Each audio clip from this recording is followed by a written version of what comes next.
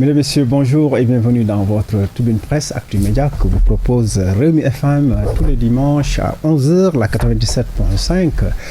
La radio du bonheur, ce matin justement nous parlerons encore du pétrole et du gaz. Quelle répartition?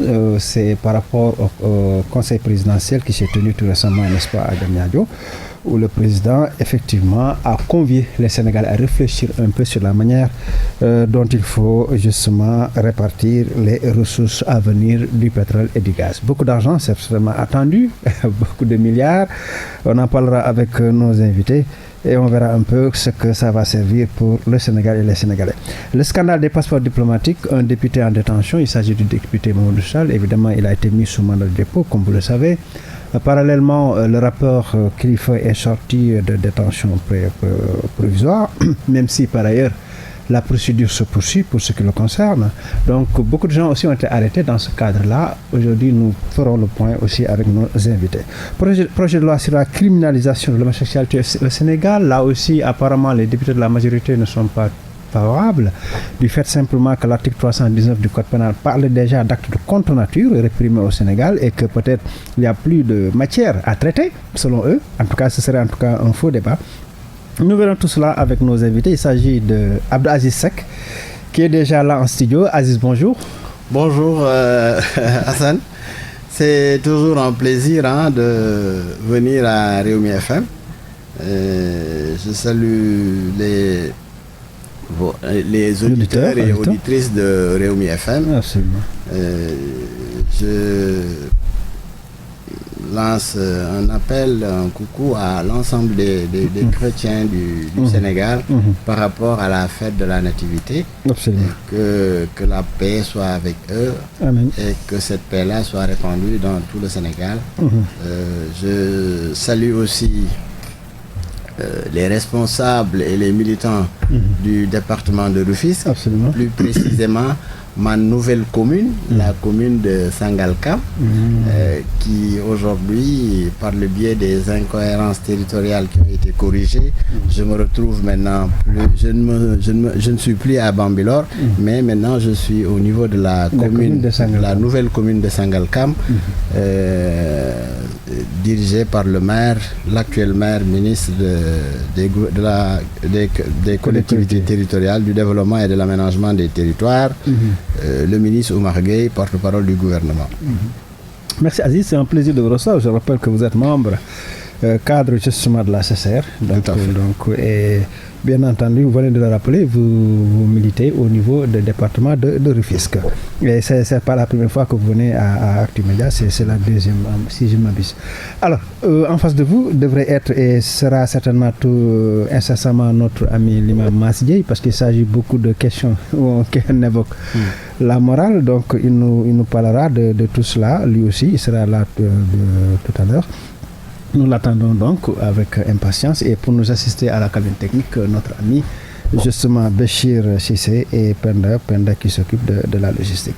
Merci à tous donc d'être fidèles à ce programme. Donc comme l'a dit Aziz tout à l'heure, nous souhaitons joyeux Noël à tous nos amis chrétiens, que toutes les prières soient exaucées pour le bien du Sénégal, du monde entier. N'est-ce pas? Parce que depuis Rome, depuis Rome jusqu'à toutes les églises du monde entier, bien entendu, des prières ont été formulées pour la disparition de la Covid-19 ou du Covid-19, mais aussi pour éradiquer les fléaux, tous ces fléaux-là qui gangrènent le monde, l'immigration clandestine, la pauvreté, et voilà, et beaucoup d'autres. En tout cas, merci à tous. Aziz, donc, on va démarrer en attendant l'arrivée des imams. Le pétrole et le gaz, vous avez certainement suivi le conseil présidentiel qui s'est tenu. D'abord, sur la forme, qu'est-ce que vous avez envie de dire? Est-ce que c'était opportun, c'était important de le faire, cette gymnastique qui consiste à réunir des Sénégalais, réfléchir autour de la répartition de futures ressources qui vont arriver? Oui, moi je crois que Hassan, c'est extrêmement important ce qui se passe et tout ça montre la bonne foi de l'État du Sénégal, en tout cas de jouer toute la carte de la transparence par rapport aux ressources naturelles. Et moi je crois que nous avons fait un pas important dans la mesure où dans l'ancien code, en fait, les ressources appartenaient à l'État. Et maintenant, c'est avec la nouvelle code, sous l'ère de la gouvernance du président Macky Sall, que nous avons maintenant que les ressources naturelles appartiennent au peuple. Et moi, je crois que c'est un changement de paradigme. Il faut que les gens le savent. Absolument. Avant, on disait que ça appartenait à l'État. Absolument. Maintenant, ça appartient au peuple. Absolument. Donc, il y a une différence. Absolument. Donc, il y a une très grande différence. L'État faisant partie du peuple, mais oui, mais tout à fait. Mais la différence, c'est-à-dire le paradigme est de taille, comme vous dites. Moi, je crois que c'est extrêmement important et qu'il faut le signaler. Donc, pour montrer la bonne foi de l'État du Sénégal et de son chef, en l'occurrence le président de la République. Absolument. Alors, sur la forme, donc, il fallait tenir cela. Vous avez entendu certainement ce qui s'est dit. Beaucoup de milliards attendus par an, donc des milliers sur 30 ans. Aujourd'hui, on parle de 10% pour les générations futures, les 90% au budget. Et ces répartitions vous semblent-elles bonnes? Ou bien est-ce qu'il y a des aménagements à faire, des réaménagements, des contre-propositions? Oui, vous savez, Hassan, peut-être avant d'arriver à cette réponse, il va falloir aussi savoir que le président de la République et son gouvernement, quand ils ont changé en fait l'ancien code et par rapport à l'actuel code, ça veut dire quoi? Que nous avons un État en tout cas qui est très regardant sur les ressources naturelles, mais que ces ressources aussi appartiennent au peuple et que donc les populations en l'occurrence ont droit de regard sur tout ce qui se fait. Et moi je crois que c'est ce qui a été matérialisé par l'État du Sénégal en convoquant encore une fois, convoquant l'ensemble des acteurs en tout cas de la société du Sénégal, en l'occurrence la mouvance présidentielle, la société civile, la classe maraboutique, vraiment toutes les organisations patronales, l'opposition pour qu'ils viennent ensemble discuter en tout cas de ce projet concernant les ressources naturelles. Moi je crois que c'est extrêmement important. Maintenant par rapport à la répartition, vous savez, le Sénégal aussi est un État en construction.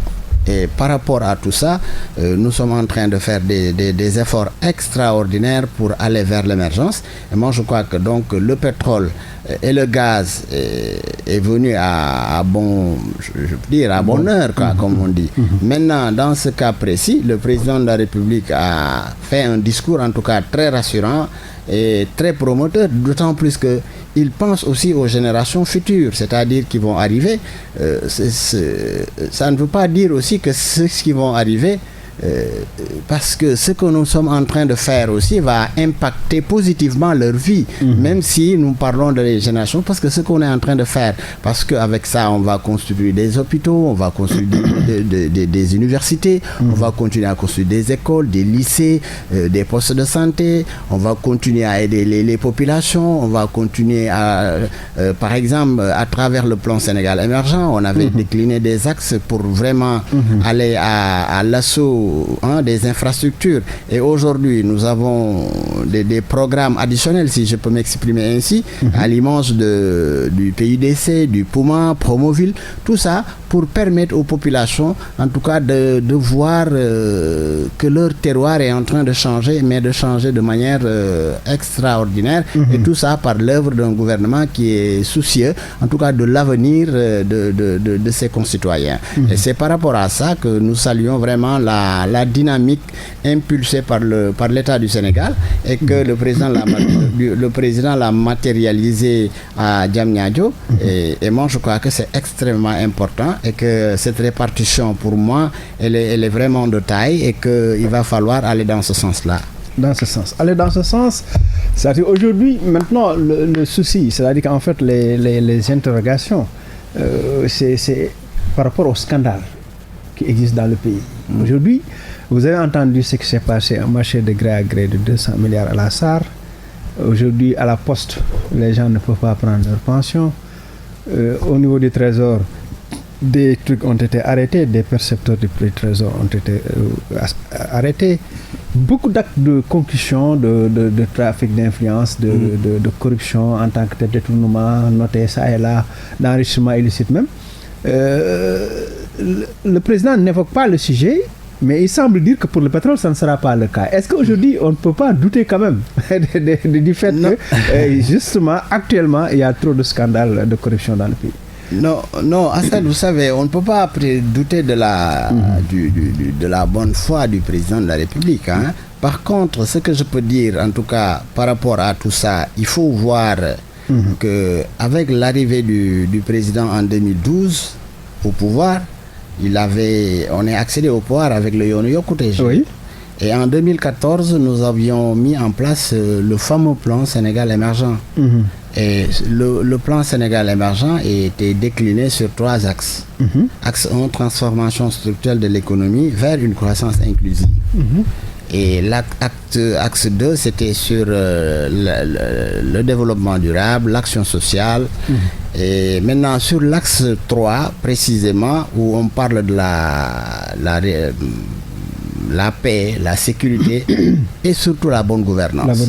Et moi, je crois que par rapport à ça, le président a mis des mécanismes de contrôle par rapport à ce que vous venez d'évoquer, c'est-à-dire des détournements de deniers publics. Et moi, je crois que c'est extrêmement important. Et aujourd'hui, on va aller dans ce sens-là. Et moi, ce que je dis là, je l'ai toujours dit. C'est-à-dire les deniers publics appartiennent au peuple, appartiennent à l'État du Sénégal, appartiennent aux Sénégalais. Donc c'est impossible que des gens, par leur bon vouloir, essayent de détourner des fonds aussi importants pour leur propre intérêt, en sacrifiant peut-être des générations même. Parce que quand on dit que c'est des milliards qui ont été détournés, moi je crois que ça c'est extrêmement grave et extrêmement dangereux. Maintenant, ce qu'il faut faire, il faut comprendre aussi que nous sommes dans un état de droit, un état où la justice est en train de faire son travail. De toute façon, par rapport à ces gens-là, la justice est en train de faire son travail. S'ils sont coupables, parce que quelqu'un, quand il est accusé, toujours il y a ce qu'on appelle la présomption d'innocence en attendant que la vérité éclate. Par conséquent, on ne peut pas toujours jeter la pauvre ces gens-là, mais en attendant que la justice fasse son travail et que s'il s'avère que c'est des gens coupables, moi je demande, ce que je veux, moi, et que veut l'ensemble des Sénégalais, y compris le gouvernement du président de la République, du président et de son gouvernement, c'est que ces gens-là soient sanctionnés et à l'image de leur faute. Et moi, je crois que c'est extrêmement important. Raison pour laquelle je suis tout à fait confiant que ce processus-là va arriver à son terme et que la justice sénégalaise fera ce qui est nécessaire en ce qui concerne ces gens-là. Et que, encore une fois, je le dis, le peuple sénégalais ne mérite pas qu'on dilapide ses ressources, qu'on dilapide parce que ça, c'est des crimes économiques, c'est extrêmement grave. Au moment où le Sénégal est en train d'être mis sur orbite par l'État du Sénégal, il va falloir que les gens le comprennent comme ça et essayent de travailler pour sortir le Sénégal et aller vers l'émergence. Moi, je crois qu'il n'y a pas de place pour un quelconque détournement que ce soit. Très bien. Très bien, Aziz. Alors, malheureusement, vous ne pouvez pas prendre votre café. Dernière question là-dessus sur cette préoccupation, Imam est arrivé. C'est que justement, moi, c'est une préoccupation que j'ai nourrie. Les 90% qui seront alloués au budget. Le budget, il est lourd en termes de fonctionnement. Aujourd'hui, l'État a trop de charges. Vous avez mis trop de ministères, trop d'institutions dont l'utilité est douteuse. Hein? Est-ce que l'argent ne va pas servir à entretenir une clientèle politique? Ça, c'est mon problème aussi. Bon, vous savez, moi, je crois que cette chanson-là, nous l'avons toujours entendue. Hein? Bon, on a créé des institutions pour, caser de la clientèle politique. Mais moi, je crois que il faut voir que dans l'architecture gouvernementale, l'architecture institutionnelle du Sénégal, c'est extrêmement important ce que nous avons comme institution, que ce soit l'Assemblée nationale qui délibère sur les lois et tout ça. Moi, je crois que c'est important. Maintenant, que ce soit le Haut Conseil des collectivités territoriales, que ce soit le Conseil économique, social et environnemental, mais ils ont un rôle extraordinaire à jouer dans la société sénégalaise. Et moi, je crois que ça, il faut le comprendre comme tel. Donc, il n'y a pas de... parce qu'en fait, selon ces organisations, le pouvoir est représenté certes par l'opposition en même temps, la société civile, tout le monde est représenté. Cependant, il faut comprendre aussi que c'est en fonction du prorata que le président de la République a mis en place toutes ces assemblées avec les personnes que nous avons. Pourquoi? Parce que nous avons aussi une majorité par rapport à ces élections qui sont passées. Nous avons gagné et que nous avons donc une majorité qui nous permet de gouverner et de légiférer tranquillement. Mais moi je crois que toutes ces institutions-là ont leur place dans l'échiquier institutionnel du Sénégal. Et c'est extrêmement important. Donc je sais pas, je ne peux pas comprendre qu'on l'assimile à des postes pour aider, caser de la clientèle. Tout récemment, quand même, le président a reconnu qu'il y a des recrutements de complaisance dans l'administration. Mais tout ça, il faut éviter ça. Mais absolument. Et moi, je crois que ça aussi, c'est un fait. Et là, je félicite aussi le président de la République d'avoir, en tout cas, mis le doigt sur ça. Voilà, parce que c'est extrêmement important qu'il le fasse, d'autant plus que s'il y a des manquements comme ça, il faut les corriger. Et moi, je crois que c'est tout à son honneur. Maintenant, ce qu'il faut faire, il faut savoir aussi que nous sommes des Sénégalais, nous sommes des êtres humains. Il y a toujours des erreurs, il y a toujours des gens, des cas isolés, si je peux m'exprimer ainsi, qui essayent toujours de passer par les mailles pour faire leur sale besogne. Et moi, je crois que ça, c'est important. Et que, quoi qu'on puisse dire, même quand le président venait d'arriver, en fait, l'État du Sénégal avait mis beaucoup de mécanismes, en tout cas pour réduire de manière drastique le train de vie de l'État sur beaucoup de choses, l'électricité, le téléphone et tout ça, et nous avions épargné beaucoup de milliards. Et moi je crois que tout ça c'est à l'actif du gouvernement du Sénégal et qu'il faut s'en féliciter. Très bien, Aziz. Alors, merci beaucoup à vous. Imam est arrivé, on le laisse souffler un peu. Merci Imam, bonjour. Imam Masdje, islamologue, merci d'avoir répondu encore une fois à notre invitation. À chaque fois qu'on a des sujets qui touchent un peu la moralité, et parce qu'aujourd'hui on en a au moins 2 ou 3, voilà, on fait appel à vous pour le point de vue religieux, mais également le point de vue simplement du citoyen et observateur que vous êtes. Aujourd'hui, nous parlions justement de cette répartition des ressources que nous attendons avec impatience, les ressources du pétrole et du gaz, que le bon Dieu nous a bien voulu nous gratifier. On attend beaucoup de milliards, peut-être même dans des milliers de milliards même dans 30 ans pour ces ressources. Alors, le président a dit que les 10% vont aller aux générations futures, les 90% au budget. J'ai insisté sur le fait que il faut peut-être le côté investissement, que nous-mêmes nous investissions notre argent, nous créons nos écoles, nos hôpitaux, tout le reste. Et non pas tendre la main et le reste le mettre dans des salaires ou fonctionnement. C'est ça mon souci. C'est-à-dire, je ne sais pas maintenant, Imam, qu'est-ce que ça vous inspire, le fait qu'on organise un conseil présidentiel pour voir comment répartir ces ressources-là? Est-ce que ça vous tranquillise pour ce qui concerne l'avenir? Bismillahirrahmanirrahim. Wassalatu wassalam ala rasoulillah. Hassan, encore une fois de plus, je me réjouis de participer à cette émission qui traite des questions de l'heure et que quand même je suis très familier. J'ai pris l'occasion pour saluer mon co-débatteur, M. Seck, Abdelaziz Seck, à l'ensemble des auditeurs et auditrices de Rewmi FM. Je vais même abréger quand même les salutations et passer peut-être directement, souhaiter quand même une bonne fête aux chrétiens du pays et du monde aussi, parce que quand même ils ont prié hier et avant-hier pour la paix et la stabilité du monde que Dieu nous accorde, Inch'Allah. Je salue le président Mbadjik Diop quand même dans la constance et dans l'effort constant quand même la réalisation de ces projets, Inch'Allah. Pour revenir à ta question, j'ai entendu bel et bien le discours du président de la République. Pour moi, c'est un discours rassurant et c'est la première fois aussi que j'entends ce genre de discours émanant de lui.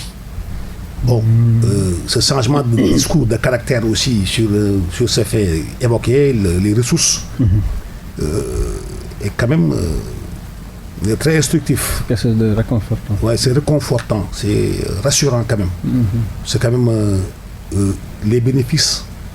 Les populations doivent en bénéficier, c'est-à-dire que les bénéfices à la nation. Donc la projection qu'elle a faite, les projets qui sont faites pour le futur, Sénégal 2035, Sénégal 2050. Oui, ça, alhamdulillah, le PCE, le plan Sénégal émergent, le POP 2A aujourd'hui. Voilà, donc souhaitons que tous ces projets, quand même, tout ce qu'il a dit, aboutissent.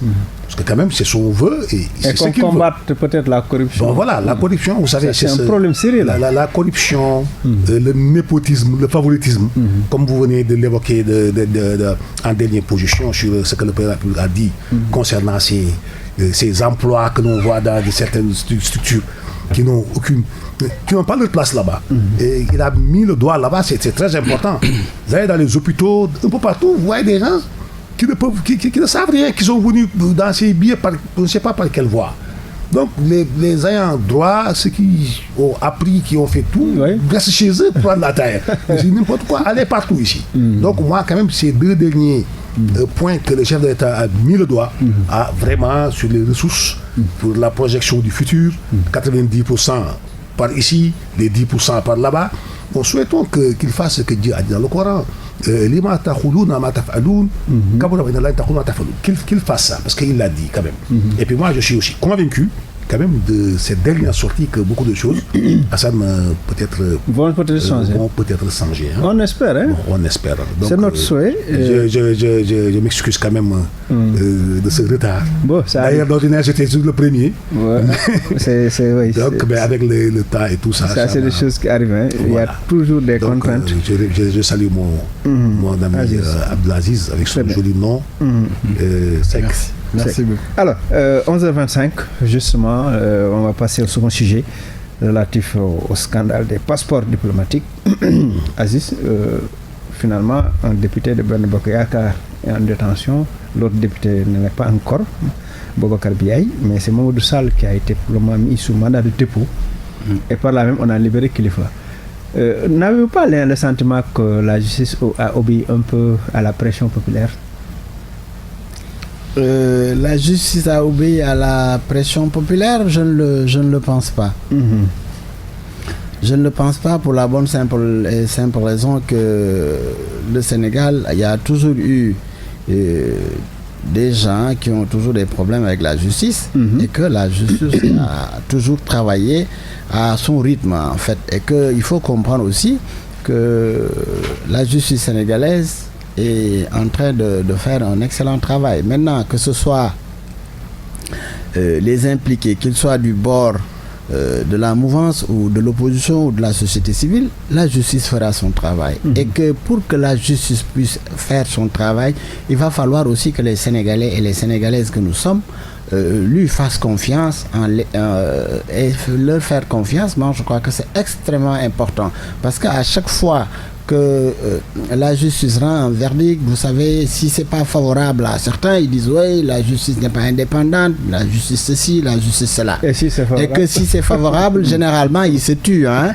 mais ils apprécient en sourdine, quoi. Et donc moi je crois que ça c'est des choses qu'il faut voir. Et puis comme je l'ai toujours dit, le temps de la justice n'est pas le nôtre et qu'il va falloir le comprendre comme tel. Et c'est maintenant de faire confiance à cette justice qui est en train de faire son travail. Et que ces gens-là qui ont été épinglés, en tout cas parce qu'en fait le scandale des passeports diplomatiques, ça écorne même l'image du Sénégal, et ça c'est extrêmement dangereux, alors que le Sénégal est en train de rayonner sur le plan international à travers d'abord l'état du Sénégal qui est très petit, hein.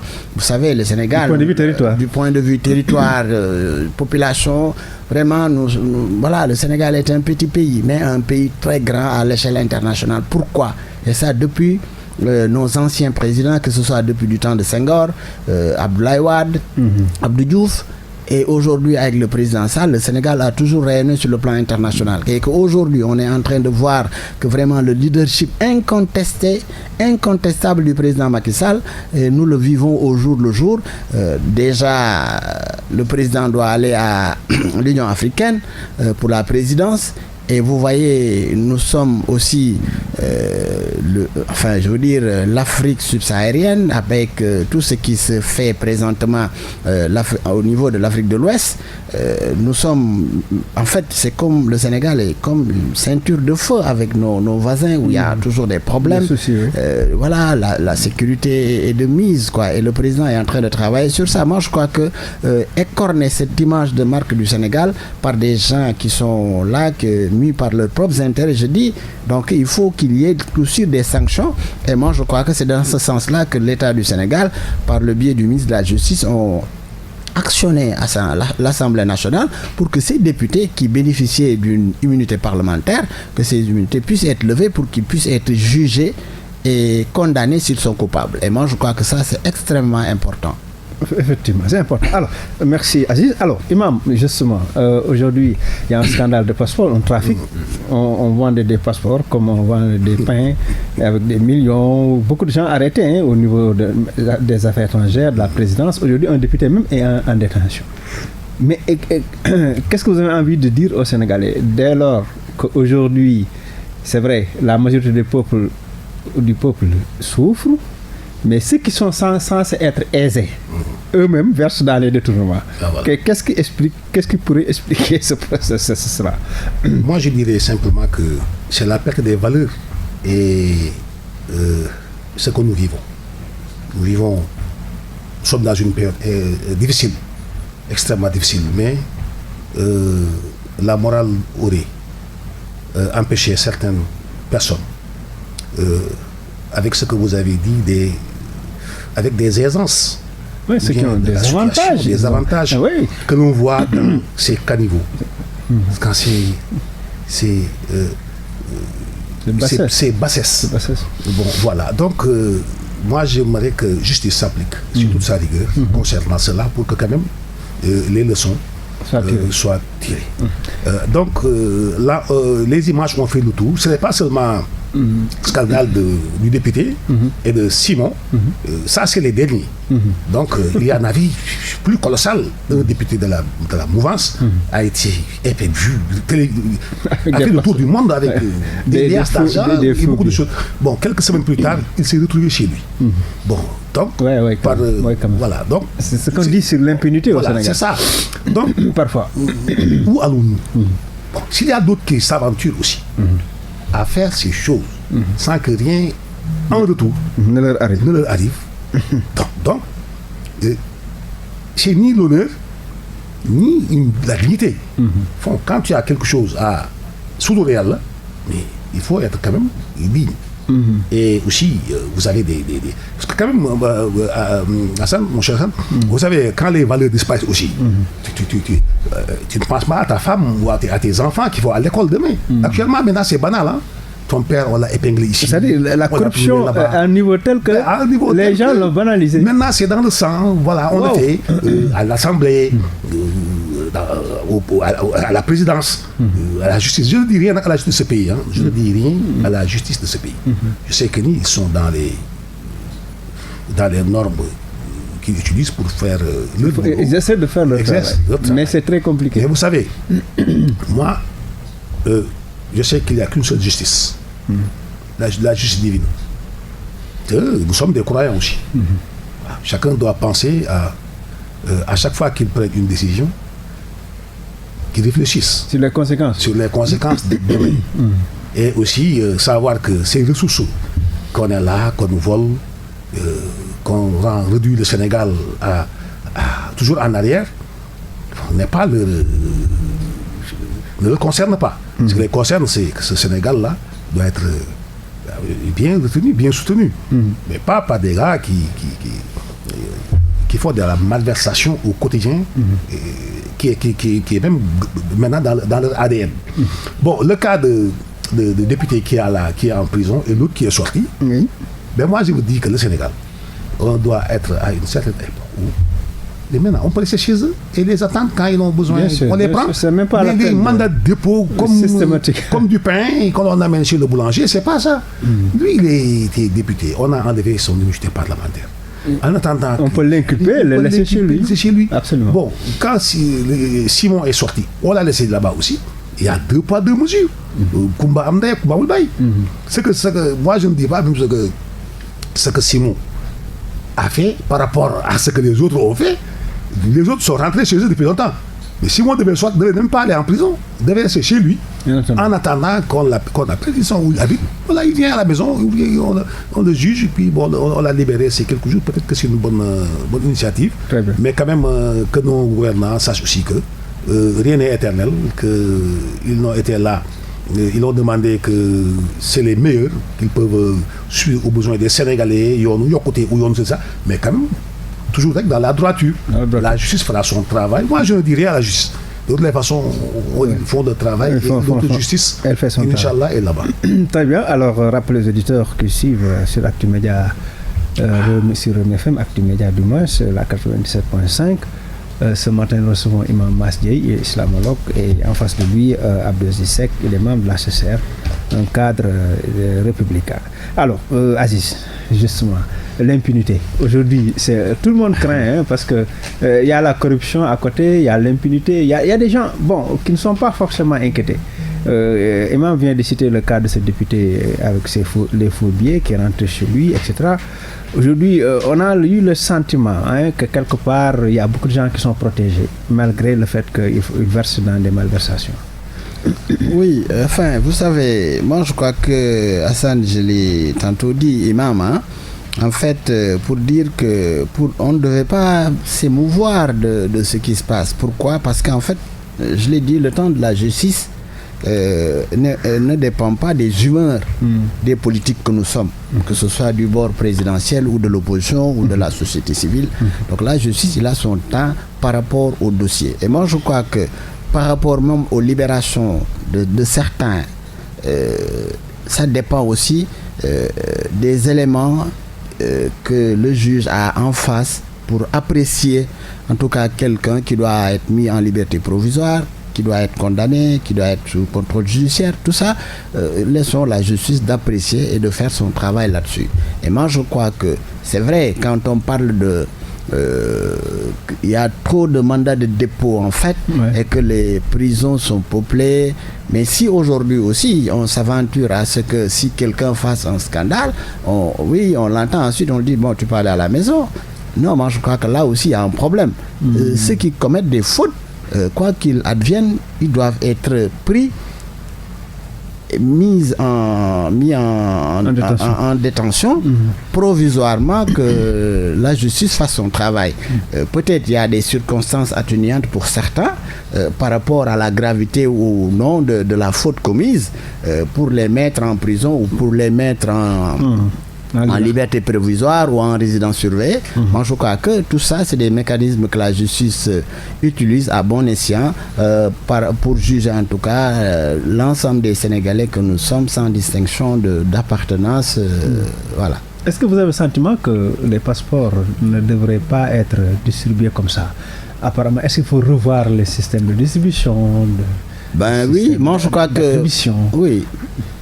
que par rapport au passeport diplomatique, parce qu'en fait on parle de passeport diplomatique, c'est-à-dire donc c'est par rapport, c'est destiné à une certaine catégorie de Sénégalais en fonction de leur responsabilité diplomatique qui fait qu'ils ont des ayants droit.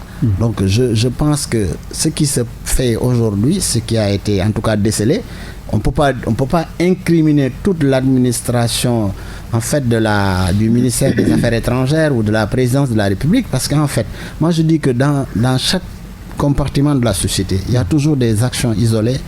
Il y a toujours aussi des gens qui ne sont pas de bonne foi, et que c'est toujours ces gens-là qui essaient maintenant de décorner en fait l'image du Sénégal à travers des pratiques vraiment malsaines et douteuses. Donc il va falloir aussi essayer de corriger. Et moi je crois que c'est dans ce sens-là que le président de la République et son gouvernement ont mis en place ces mécanismes-là pour contrôler d'abord ce qui se fait, mais pour agir en conséquence. Et moi, je crois que ce qui a été fait jusqu'à l'implication,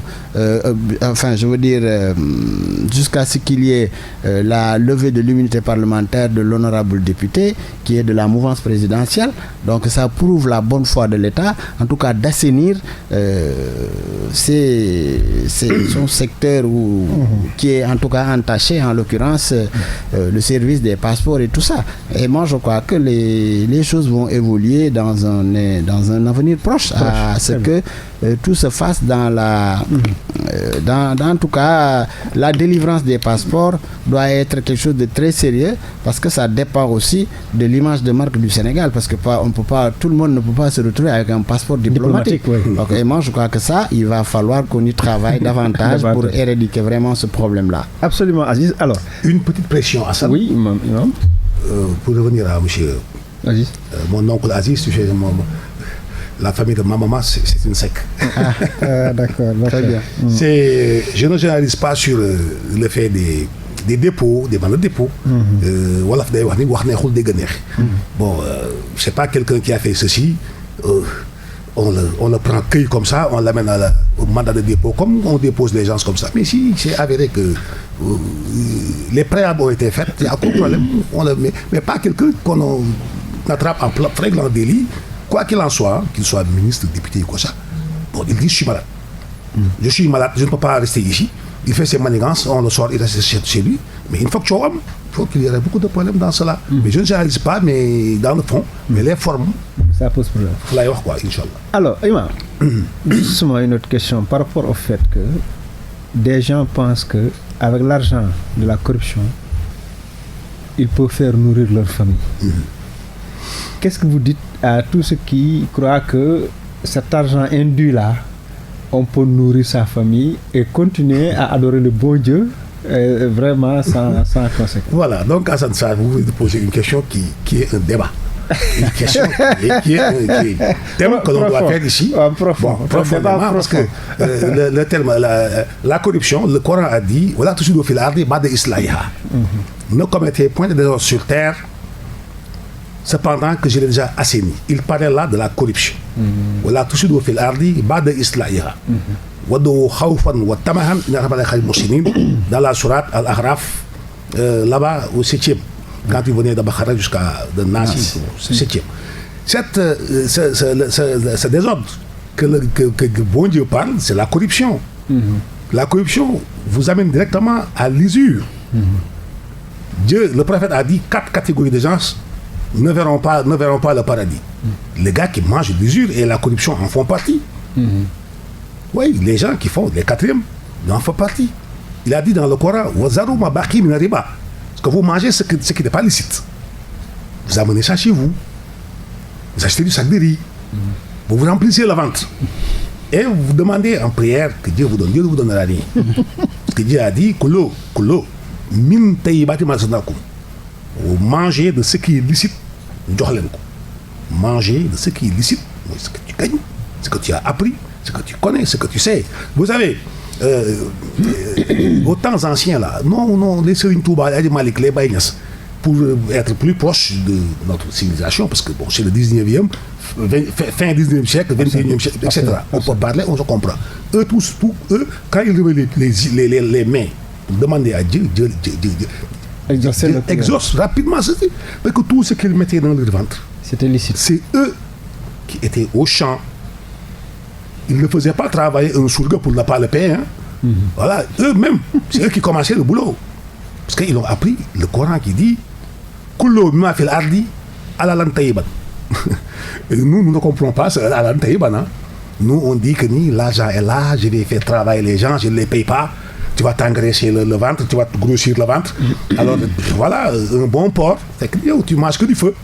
Même dans la sourate Bakhara, il dit ceux qui se nourrissent de l'usure et de la corruption ont comme l'impression qu'ils ont un bol de feu, un bol. À la place du riz, c'est le bol de feu qu'ils mangent. C'est le Coran qui l'a dit. Dans la sourate Bakhara, dans cette sourate qui est descendue, à Médinatul Munawwara, c'est qu'il y avait instant bobo, les lois étaient déjà sorties. Il y a les 2 sards qui sont sortis à Makka et d'autres à Médina. À Makka, c'était autre chose, mais à Médina, il y avait les législations, il y avait les lois. Mangez ce qui est licite, ce que nous vous donnons. On ne peut pas prendre l'argent du contribuable, détourner. Il n'y a pas longtemps, j'ai entendu au Trésor un cas exceptionnel. Bien sûr. Je ne sais pas combien de milliards. Cette semaine, il y a presque 5 milliards détournés. À la LONASE, c'est la même chose. Bon, là-bas, eux, c'est des Dokotogatiers. Crédit Mutuel. Voilà, c'est des gars qui. SAR. Voilà, donc, il faut gagner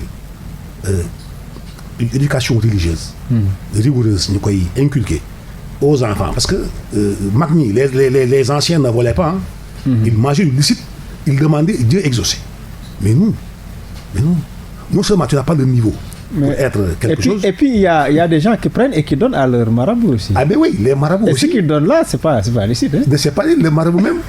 le marabout même. Là, il y a un problème. Le marabout même, parce que si tu as un salaire, c'est pas, tu gagnes ta vie normalement. Là, tu peux donner. Tu peux donner. Mais certains marabouts aussi. Tu détournes les affaires. Tu donnes aux marabouts qui. Même si tu n'es pas quelqu'un qui donne, tu n'accèdes pas là-bas, tu ne les vois même pas. Ah mais oui, c'est les mecs qui sont là, droite, gauche, ils reconnaissent les gars qui ont quelque chose qui donnent. Mais pas moi.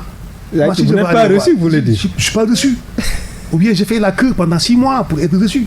Pourquoi? Pour abonner au Bosca. Et si vous détournez quand vous arrivez, vous êtes... Ah mais oui. Vous êtes, à une certaine époque, quand vous allez voir ce marabout, quand vous le voyez, c'est fini.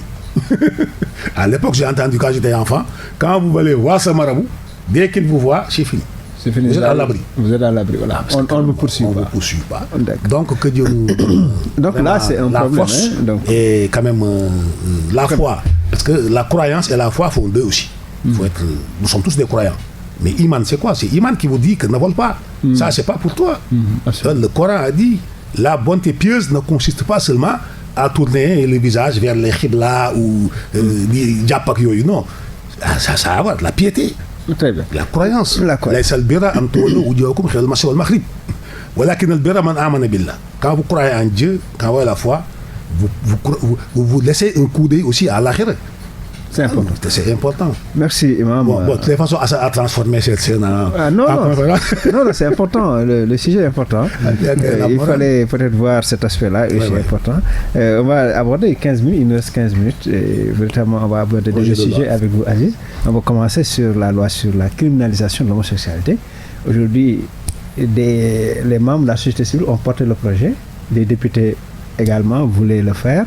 Une proposition de loi, sous forme de proposition de loi évidemment, mais apparemment la majorité, par le biais de Aïmou-Rigning, il y a un communiqué, ils disent que c'est pas la peine parce que l'article 319 du code pénal réprime déjà les actes contre nature et que c'est un faux débat. Oui, merci Hassan. Peut-être avant d'aller à votre question, une petite, prononcer un peu sur la corruption dont vous parlez tout à l'heure, Imam. Bon, je crois que je l'ai dit tantôt, tout à fait au début de l'émission, que l'État du Sénégal a mis des mécanismes pour parer à tout ça. Et que, vous savez, il y a l'OFNAC, il y a les corps de contrôle de l'État qui font un travail aussi extraordinaire par rapport à ça. Maintenant, c'est vrai qu'il y a toujours des gens qui travailleront à manœuvrer pour détourner et que ces gens-là, comme je l'ai dit tantôt, s'ils s'avèrent qu'ils sont coupables par rapport à ce qu'on leur reproche, ils seront sanctionnés. Et moi, je crois que c'est extrêmement important. Il faut que au sein de l'administration centrale, que les gens soient sanctionnés positivement, mais et négativement aussi quand il le faut. Et sur ce, je crois que on peut quand même reconnaître à l'État du Sénégal d'avoir mis en place ces mécanismes de contrôle de l'État pour parer à tous ces détournements et voilà, corruption et tout ça. Et je crois que c'est extrêmement important. Maintenant, pour venir à la question sur l'homosexualité et tout ça, c'est vrai, moi je suis peut-être en phase avec Aïmou-Rigning qui l'a dit. D'ailleurs, je crois que le député, l'ancien ministre de l'Intérieur, Aly Ngouille Ndiaye, s'est prononcé là-dessus. En fait, c'est pratiquement le même point de vue par rapport à ça. En fait, moi je crois que c'est pas un problème de texte ou qui règle le problème. Parce que en fait, moi ce que je dis là, nous sommes dans un État, une nation quand même pieuse. Nous sommes des Sénégalais, nous sommes des religieux, nous croyons. On parle de 95% de musulmans et 3 ou 4% de chrétiens, soit moins d'1% pour ceux qui ne croient pas peut-être. Mais au Sénégal, ça veut dire que nous avons une population vraiment à 99% religieux. Et ça, c'est extrêmement important. Et par rapport à tout ça, moi, je suis tout à fait en phase avec eux pour que nous travaillions à ce que les mœurs soient vraiment assainies dans ce pays. Et que l'État central aussi a son rôle à jouer par rapport à tout ça. Et moi, je crois que les lois là, il ne s'agit pas de changer pour dire oui, maintenant, il faut changer le terme. Parce qu'en fait, quand on dit une relation contre nature, moi à mon niveau d'entendement, moi je pense que ça veut tout, même sexe. Voilà, ça veut tout dire. Ça veut tout dire, parce que là, on parle de lesbianisme, on parle voilà, c'est-à-dire des hommes qui s'accouplent avec des animaux, tout ça. Moi, je crois que le problème est réglé dès l'instant qu'on parle de loi d'actes contre nature. Maintenant, moi, je suis pas pour. Je suis pour que ceux qui font ces actes-là soient poursuivis et condamnés. Moi, je suis pour ça. Absolument. Parce qu'en fait, il ne faut pas aussi qu'on accepte qu'on pervertit vraiment notre société. Surtout aujourd'hui avec les nouvelles technologies de l'information, il y a tellement nos enfants sont un peu exposés. Maintenant, il va falloir aussi travailler par rapport à tout ça. Et c'est dans ce sens-là que moi, personnellement, je ne suis pas pour que ces phénomènes-là puissent prospérer. Et que ceux qui le feront doivent être sanctionnés. Et c'est mon point de vue. Maintenant, ceux qui disent que oui, vous savez, il faut réfléchir un peu, parce que si on ne tolère pas un peu, peut-être il y a des fonds qui étaient destinés au Sénégal qui n'ont pas. Moi, je crois que c'est un faux débat. C'est pas un faux débat. Les milliards du monde ne valent pas ça.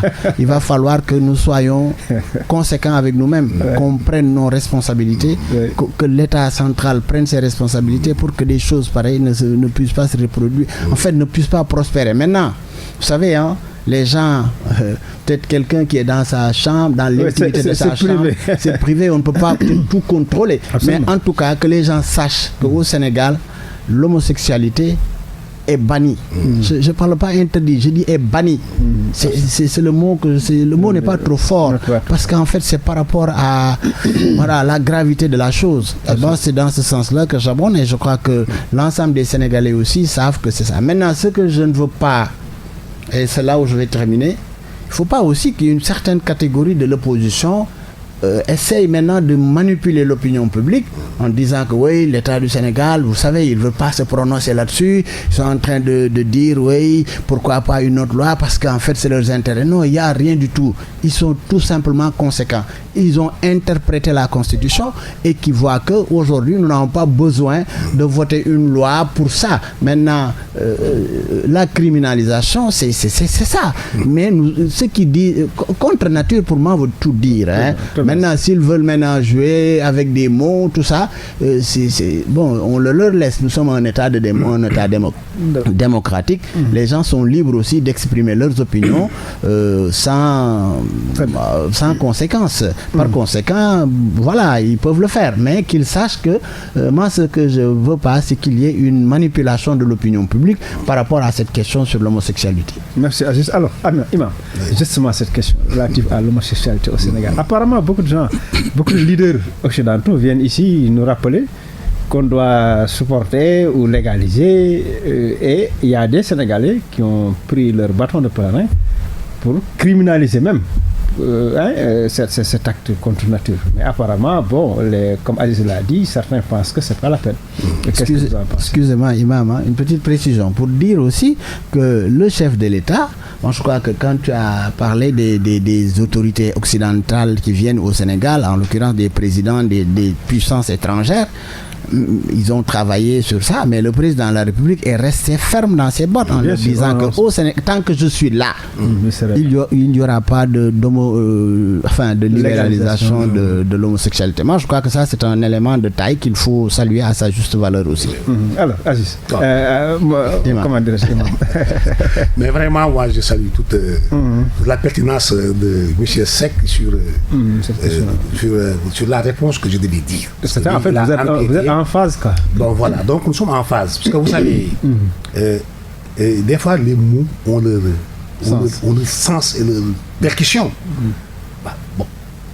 J'ai entendu ce matin à RFI, la radio France nationale, Aïmi Rouning, sur ce débat qui, à coup sûr, créera des polémiques. Oui, absolument. Bon, mais il faut quand même avoir raison gardée. La dame, comment dirais-je, Bergan aussi, qui a dit que les lois existent au Sénégal concernant cette chose depuis 50 ans. Plus de 50 ans, depuis 66. Oui. Bon. À cet effet, il y a eu beaucoup de choses qui ont été faites à ce sujet. L'homosexualité, Biri Godjigen. Parce qu'au Sénégal, il faut oser dire Biri Godjigen. Qui sont-ils? Qu'est-ce qui les motive? Qu'est-ce qui a fait envoyer le projet de loi national? Est-ce qu'il n'y a pas derrière une sorte de manipulation de l'opinion concernant cette chose? Bon, moi en tant que religieux, ce que je dis, retournons aux valeurs. Le père Macky Sall a dit tant qu'il sera là. Mais même le nôtre qui viendra aussi, absolument rien ne se fera. Bien sûr, parce que les gens ne veulent pas. Ne veulent pas. Le père Macky Sall qui dit tant que je serai président de ce pays, Abdoulaye l'avait dit, Abdou Diouf, quand Macky partira, Inch'Allah, en paix, l'autre qui viendra aussi jurera sur sa main qu'il n'y aura jamais l'homosexualité sera banni dans ce pays. Et concernant aussi cette chose qui est une abomination, qui est une abomination, qui est une turpitude. 18 fatwas, 18 versets du Coran sont descendus sur ça. 18. Quand vous êtes dans la Bible, dans le Lévitique, vous verrez là-bas la même chose, il y a même plus.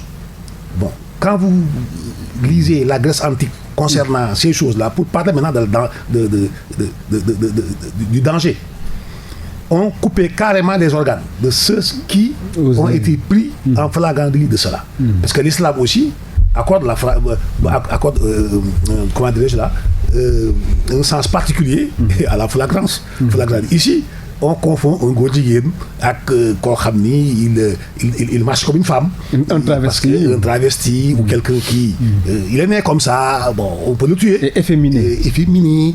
Le prophète a dit que Dieu a maudit. Quand il parlait d'une race que Dieu ne regardera pas du jugement, font partie des garçons qui veulent ressembler aux femmes, ou aux femmes qui, s'il vient au Sénégal, mais personne ne se réagit. Tu vois même un homme qui te devance, tu crois que c'est une femme. Ici dans mon pays. Oui, bien sûr. Une femme qui te devance, tu crois que c'est un homme. Donc, affaire de Godjigen, c'est dans la tête et dans le sang. Nous le combattrons. Nous le combattrons de toutes les façons, comme le président l'a dit, et nous respectons quand même, il est musulman. Ce n'est pas le problème des musulmans, toutes les religions combattent l'homosexualité, le judaïsme, le christianisme. Il faut voir, ils ont été même plus sévères que nous. Nous, musulmans, allez voir l'histoire de la Grèce antique là. Mais vous allez même dire que non. Donc, il faut quand même que le message soit bien compris, parce que nous, de toutes les façons, nous ne le serons pas. Mais que deviendront nos enfants demain, avec toujours ces puissances européennes, occidentales, qui tous les matins, tous les jours, qui mettent la pression. Donc nous profitons de cette tribune pour dire que les magal, les gamous, les chants, on en profite pour insuffler quand même aux enfants, de respecter l'islam, de savoir que le prophète en a parlé, cette abomination. Voilà, donc on parle de tout ça, c'est des thèmes de débat spécial. Oui, bien sûr, chaque thème pourrait effectivement, absolument. occuper toute une émission. Voilà. Je vous comprends parfaitement. Imam, en tout cas, merci à tous les deux parce qu'on est à pratiquement 3 minutes de la fin, ou 2 minutes même de la fin de l'émission. Il y a la tradition des cartons, peut-être Aziz voulait rebondir, mais il y a la tradition des cartons, les cartons verts, cartons rouges qu'on va essayer de respecter rapidement à la fin de... Non, l'exemple que je voulais donner, Imam, moi je crois que l'imam est peut-être beaucoup plus habilité à parler de ça. C'est en fait pour dire comment le bon Dieu n'aime même pas ça. Dans la mesure où vous vous rappelez de l'arche de Noé, et vous avez vu ce qui s'est passé, ce que Dieu a fait. Voilà, pour dire, parce qu'à ce moment-là, voilà, il y avait des gens qui étaient là pour ces actes contre nature qu'on disait. Mais Dieu les a punis sévèrement. Et moi, je crois que ça aussi, il faut que nos imams aussi... Il y a même les trucs de Sodome. Ben voilà, il faut que... Voilà, tout ça. Et c'est là où j'interpelle les imams. L'autre, voilà. Il faut qu'on interpelle les imams, en tout cas, ceux qui ont la voix quand même assez conséquente et écoutée dans ce pays, qui se prononcent et qu'on puisse aussi aller vers l'éducation de nos enfants, là, qu'on essaye de mettre en place des mécanismes en tout cas de pouvoir les gérer et leur expliquer nos réalités, parce que nous avons quand même des réalités. Et ça, comme vous l'avez dit, nous avons des figures emblématiques de la religion au Sénégal, en l'occurrence El Hadji Malick Sy, Serigne Touba, Mam Limamou, Mam Bou Kounta Ndiassane, et la liste n'est pas encore exhaustive. Et moi je crois que tout ça montre que ces gens-là ont vraiment œuvré pour que le Sénégal soit un peuple béni de Dieu. Les cartons? Ben oui, vous savez, la dernière fois, j'avais pas hésité à donner de cartons. Bien sûr. Ben, pour le rouge, aujourd'hui, je donne ça sans peut-être citer de nom, mais je vais donner quand même le rouge aux gens qui essayent, en tout cas, de manipuler l'opinion publique pour des causes personnelles. Et ça, vraiment, c'est à bannir. C'est pourquoi je leur donne ce fameux carton rouge de Hassan, quoi. Vert. Maintenant, le vert, je dédie le vert au président de la République, Macky Sall, pour avoir organisé, en tout cas, ce forum ou cette rencontre pour permettre aux populations de bénéficier des ressources que Dieu nous a données et prévoir aussi pour les générations futures. Moi, je crois que ça aussi, c'est extrêmement important pour l'avenir du pays. Merci, Aziz. Alors, moi, mon verre, je le dédie comme d'habitude au président Madick Diop.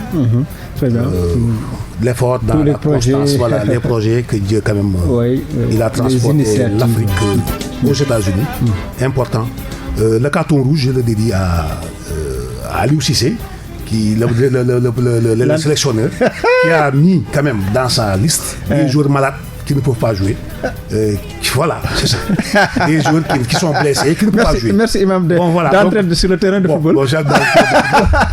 Imam est entré sur le terrain de football. Merci Imam Mahdi. J'espère que vous êtes islamologue. En face de vous, Aziz, qui est membre de la CCR, bien entendu, et siège aussi au niveau du département de Rufisque. Merci à tous les deux pour la pertinence de vos analyses, justement, et surtout pour l'opportunité de venir à cette période de fête. C'est pas évident. Je vous comprends parfaitement. Alors, merci à Béchir Cissé pour sa collaboration technique, à Penda pour le service. Merci, chers auditeurs, et surtout bonne fête de fin d'année. Merci à vous.